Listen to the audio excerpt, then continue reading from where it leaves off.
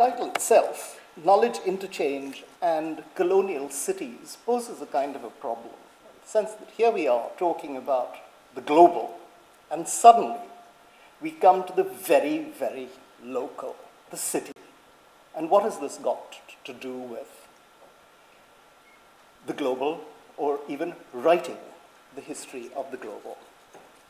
Well, I mean, it is in a session about the history of the sciences, about knowledge and global history. So, finally, I mean, even as an epistemologist who hasn't paid his dues, I have got the chance to talk about knowledge. So anyway, let me start by asking a question. What has the global traditionally implied in the history of science? And Simon has given us a very, very broad and very good answer in the historiography of how the global comes in to the writing of the history of science. But what is, in fact, the place of the global in this writing when once science is localized, when once it becomes highly localized, as Simon explained to us? How does it ever move out, and how does it move to the rest of the world when all of us keep thinking using a diffusionist center-periphery model that suddenly, I mean, it's because of European modernity, because of the excellence of science, because of its superiority, because of colonization, because of European expansionism, that finally everyone gets science, and it's a great thing. This is the one good part of the civilizing mission, or one very bad part of it, depending on who you are, if you're a modernist or if you're a postmodernist. Well, that's one sort of relationship. There's another one which Joseph Needham talks about as well in his own work, which is, as one of Simon's slides mentioned in its title, has to do with ecumenicalism. The fact that, according to Needham, he expressed it with the metaphor of all human societies contributing to the emergence of modern science, like, and I quote him, rivers flowing into the ocean. So modern science then belongs to everyone, and it becomes our role to write this history and give back to everyone their due. Well, so these are the traditional ways. However, in the past few years, decades, the history of science itself, as Simon also said, has been changing, has, on the one hand, taken a very, very localist and situated view of its production, and on the other hand, has also asked itself this question as to how things then move. And in this, there is an increasing concern with cross-cultural and global approaches in the social sciences and how these can be addressed from the point of view of the historian of science. And a growing body of work in the history of the sciences has been revisiting this overwhelmingly Eurocentric vision of the diffusionist model, and also of this ecumenic other view, apolitical, and at the same time, well, highly humanistic, but still something which needs to be looked upon and examined as an historian, from an historian's point of view. So, and in that, in fact, to what David Washbrook yesterday characterized as the stock and trade of global history, which is connections and comparisons, another C word has been added, which is circulation.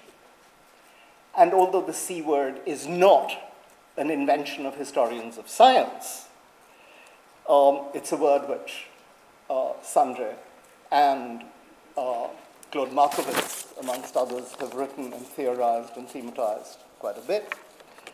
And there's some similarity also to the global approaches that Linda Cully was pleading for yesterday in terms of biography of itinerant peoples.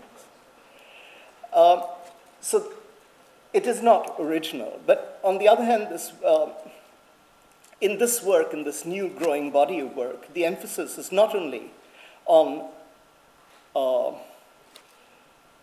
movement, but on intercultural encounter and the making of novel knowledges and knowledge forms that constitute an essential part of what we call modern science. And in this, well, my own work, in fact, has been on looking at important parts of botany, of geography, of cartography, of linguistics, of administrative practices, which emerge through sustained encounter between Europeans and South Asians from the 16th to the 19th centuries. So, adding to what Linda Cully was pleading for about following people around to talk about world history, one could also add a number of other things which this sort of work has implied, following things around, objects around, following metaphors, following plots, stories, biographies, and above all, one other form of doing world history, which is not of following things which move around, but of looking at strategically situated sites where things actually meet, which come from other places, where there is movement. And it is this that I'd like to talk to you a little bit about in the minutes that follow. So, I'm going to talk to you about one such place, which is Calcutta in the 18th century, where, in fact, people from different parts actually come and meet. So you can sit in one place and then watch things circulate, pretty much like someone who was asked what happened when he was witness to the earthquake, the famous earthquake in San Francisco, and he said he sat at the corner of a street and watched the streets go by. So that's pretty much the sort of thing that I'm going to propose over here. So, I mean, it's the end of the session, mine is the last paper, so instead of giving you a talk, I'll just run you through a slideshow. And one of the concepts that I'm going to use in talking about this form of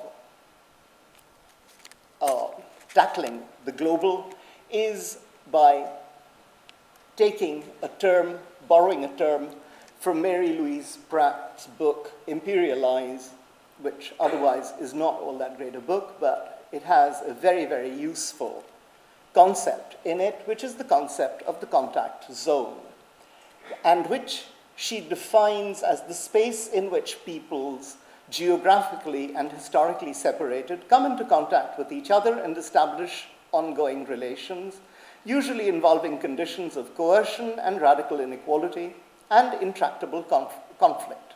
A contact perspective emphasizes how subjects are constituted in and by their relations to each other, often within radically asymmetrical relations of power.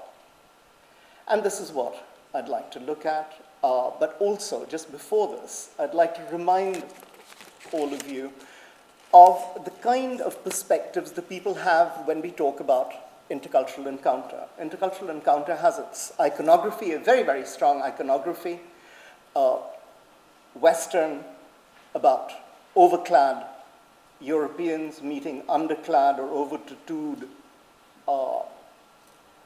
indigenes on beaches or as close to nature as possible. So here is one. This is Anthony van Dyck's Lord Denbigh in a forest. You can't see it very well, but completely lost with a little boy pointing out the way to him. I hope you can't see it, all that. Yeah. Okay.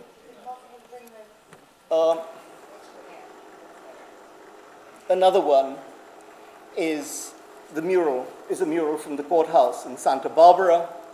You find this all over the west coast of North and South America. You find exactly the same thing in Lima, for instance, of Europeans arriving to see savage natives with howling wolves to greet them. Or else the natives of Tahiti attacking Captain Wallace, the person, the European who discovered this island in 1767, another form of encounter. Or Captain Cook in the Sandwich Islands, again, overclad and underclad, Bougainville, and one could just go on with this sort of iconography. There is another genre of representations of intercultural encounter, which comes from, say, for instance, Mughal miniatures. This is one of the first encounters between Akbar and two Jesuit priests in the left. Or here again, Shah Jahan and foreign ambassadors at the bottom of this painting, hat wearers, as they're called, as against the turban wearers of the local court. But in both of these, if you notice, you see that these are highly grammaticalized representations. People have their places in this. Now, this is not the form of encounter that I want to talk about. My kind of encounter has fewer images, but there is an iconography of this also. This one, for instance, comes from Van Schoten's Itinerario of Goa. Now, although this is quite it's apocryphal in the sense that the engraver certainly didn't go to Goa and doesn't know anything about the place, but it gives you some sort of a feel of the kind of encounter that I want to talk about. So, coming to Calcutta. Now, why Calcutta? Well, one of the very interesting things for an historian is that in 1690, there is hardly anything which is called Calcutta. It's a group of straggling mud huts between two market towns, one in the north, Shutanati, and the other one to the south of it, just separated by a few kilometers, called Govindpur. Now,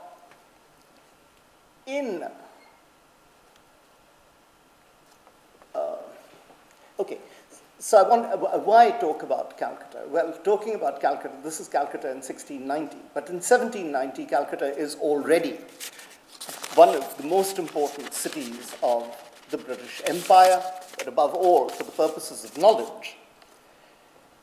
It is a well-renowned center and an internationally known center for scientific knowledge production in geography, in linguistics, in law,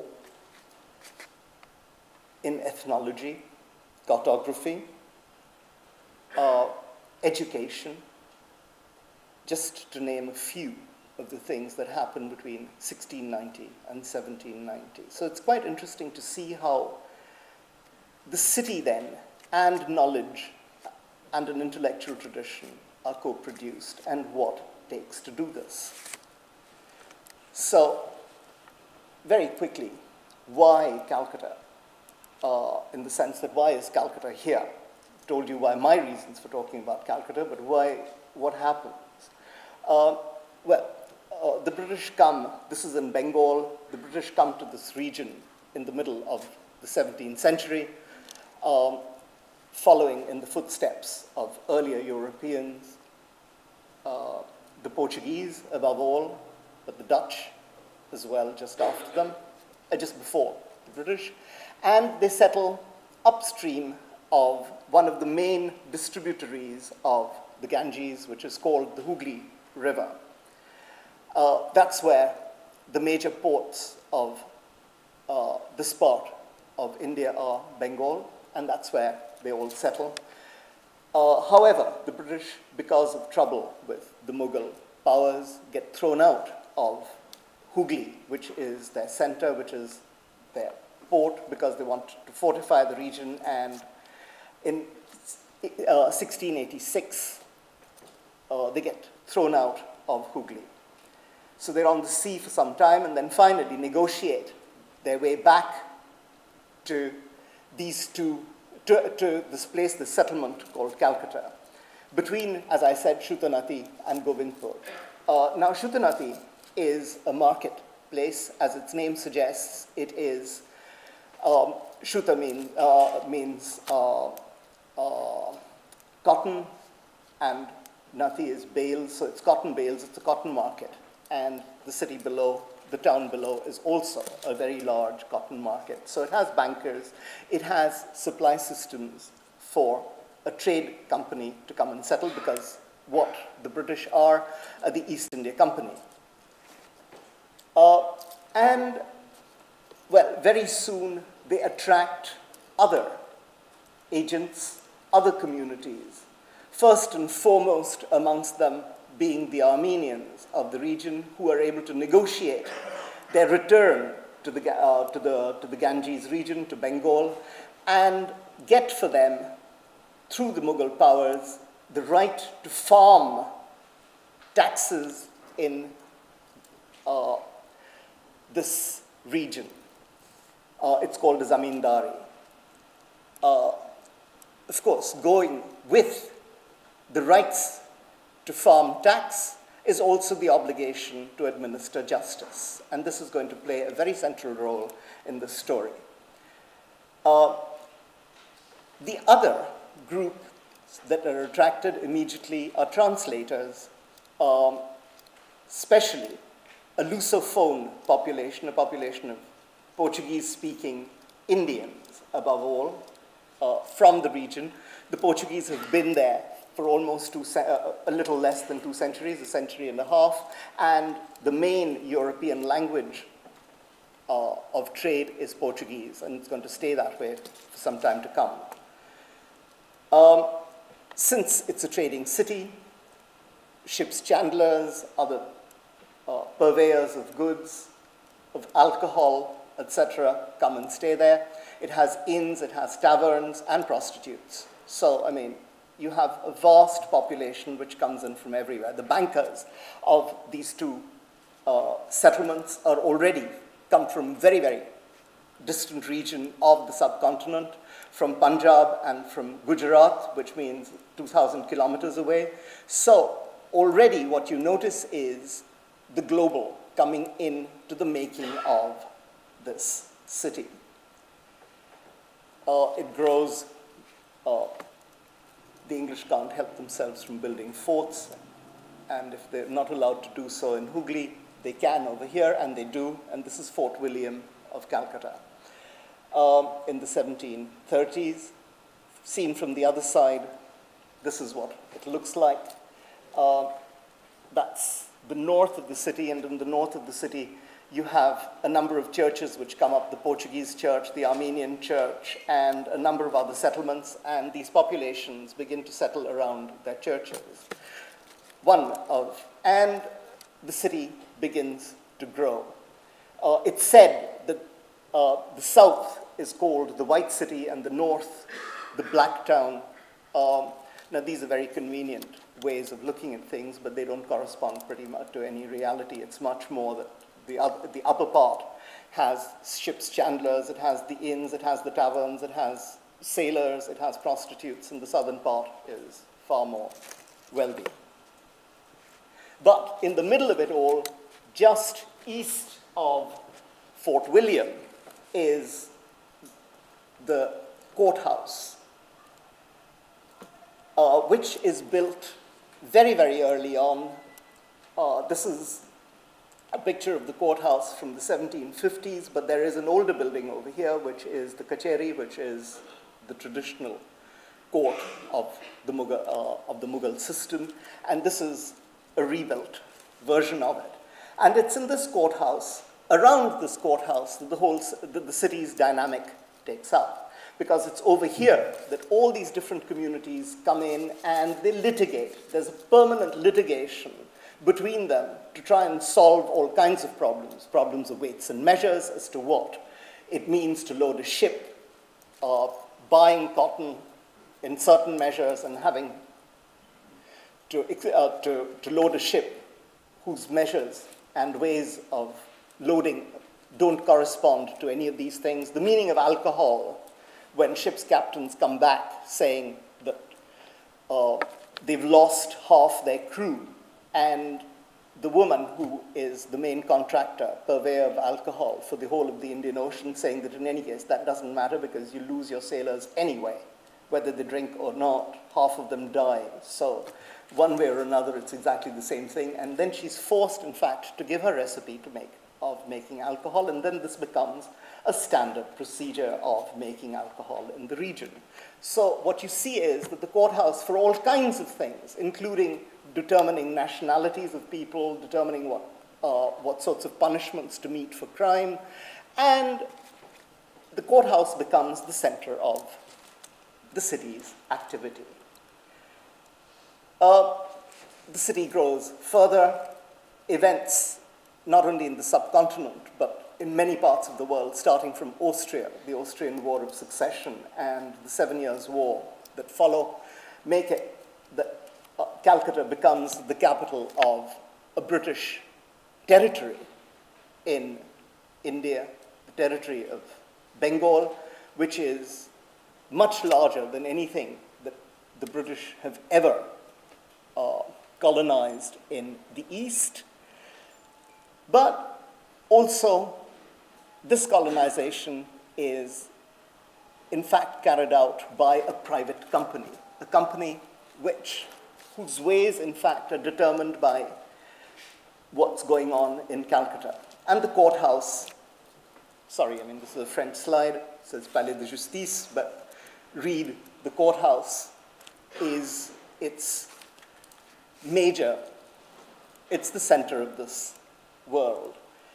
And of course, in order to feed the courthouse, one also needs lawyers, one needs legal experts, and one of the kinds of legal experts that are, in fact, trained in the city are Islamic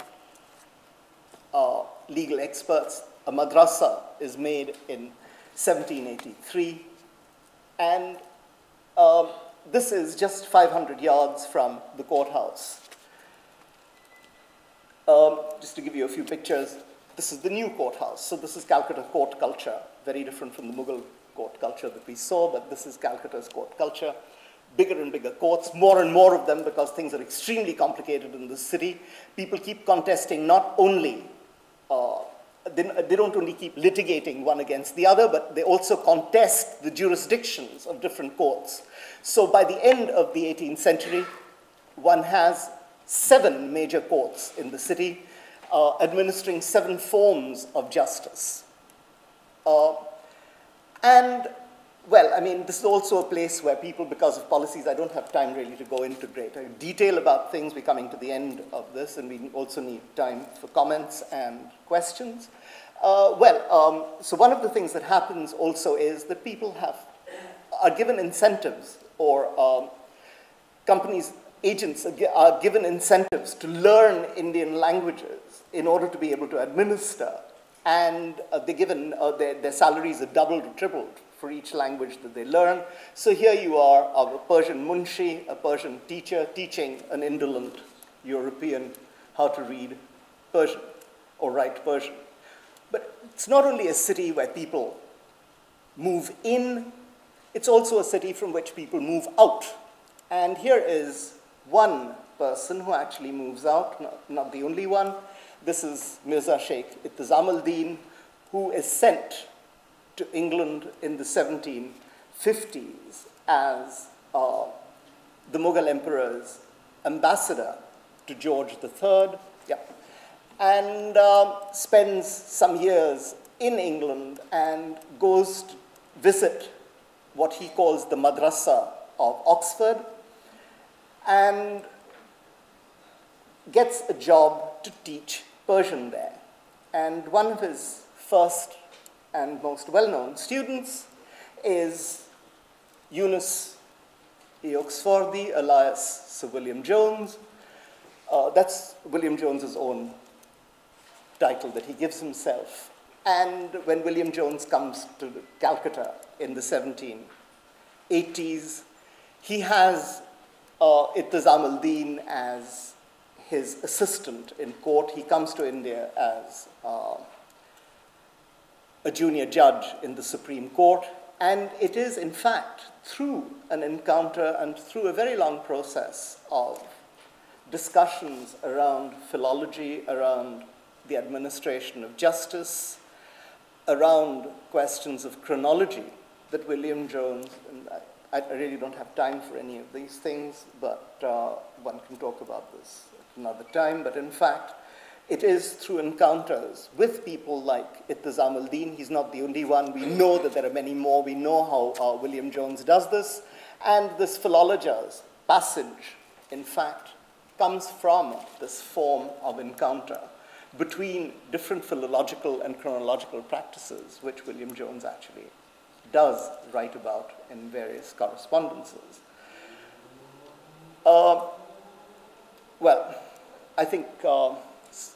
and of course, I mean, it's not only the philologer's passage which tells us about the links between Sanskrit, Greek, and Latin, but William Jones also makes a map of humanity. A map of humanity based on the Mosaic story. And this, again, is through a meeting of, on the one hand, William Jones's Newtonian chronology, which he comes with to Calcutta, and its confrontation with other forms of chronology, also derived from the Old Testament. And the map that he makes is something like this, which is quite strikingly similar to H.G. Wells's map that you showed. Between, well, on the one hand, the descendants of Ham in violet, the descendants of Sham in light blue, and the descendants of Japhet in mustard,